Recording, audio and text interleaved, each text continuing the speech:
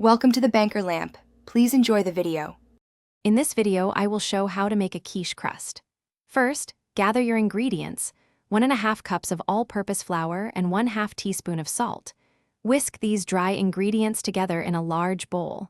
This ensures the salt is evenly distributed throughout the flour, which is crucial for a balanced flavor in your final crust. A good start makes all the difference for a truly delicious quiche. Next, we'll add the fat. Cut 10 tablespoons of very cold, unsalted butter into small cubes. Add these to your flour mixture and use a pastry blender or your fingertips to cut the butter in until the mixture resembles coarse meal with some pea-sized pieces. Then, gradually add 4 to 6 tablespoons of ice water, 1 tablespoon at a time, mixing until the dough just barely comes together. Avoid overworking the dough. Now it's time to chill the dough.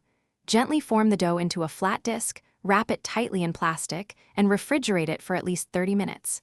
This resting period helps the gluten relax, making the dough easier to roll.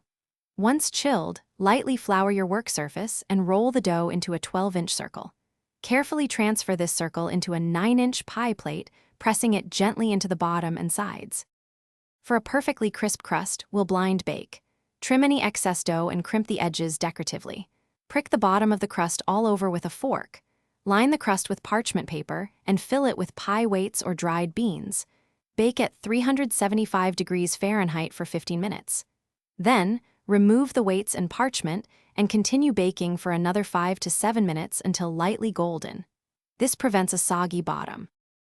Thanks for watching. If this was helpful, leave a like and consider subscribing. See you next time.